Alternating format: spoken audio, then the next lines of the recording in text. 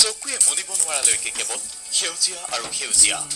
এই দৃশ্য শোণিতপুৰ জিলাৰ বালিপাৰাৰ সমীপৱৰ্তী খনামুখৰ জীয়াভৰলী নৈৰ দাঁতিত জীয়াভৰলী নৈৰ দাঁতিতেই কৃষি বিপ্লৱৰ সূচনা কৰিছে এজন আদৰ্শ কৃষকে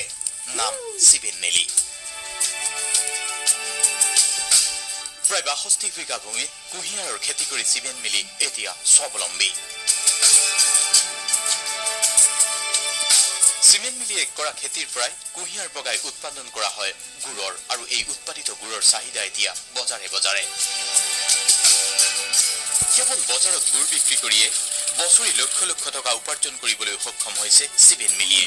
আনপিনে শিবেন মেলিয়ে সংস্থাপন দিছে ৮জনৰো অধিক নিবনুৱা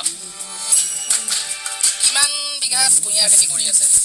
৬২ বিঘা কৈছে আপোনাৰ উপাৰ্জন কিমান ধৰক বছৰি ১.৫ লাখ টকা দিয়ে আৰু ১.৫ লাখ টকা বছৰি থাকে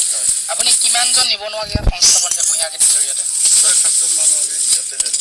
চৰকাৰী কিবা সা সুবিধা পাইছে নেকি চৰকাৰী সা সুবিধা নাই পোৱা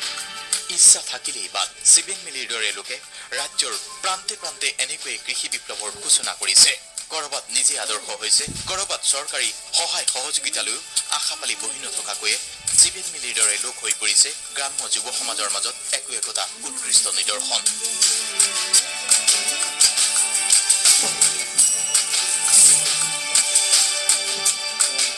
যিসকলে নিজকে সংস্থাপিত কৰিছে আন ১০জনকো দেখুৱাইছে উপাৰ্জনৰ পথ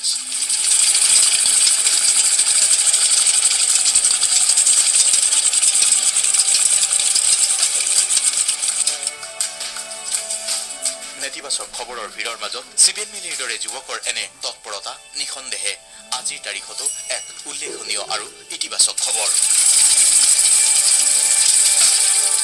বালিপৰাৰ পৰা ঋতুপৰ্ণ চক্ৰৱৰ্তী DY 365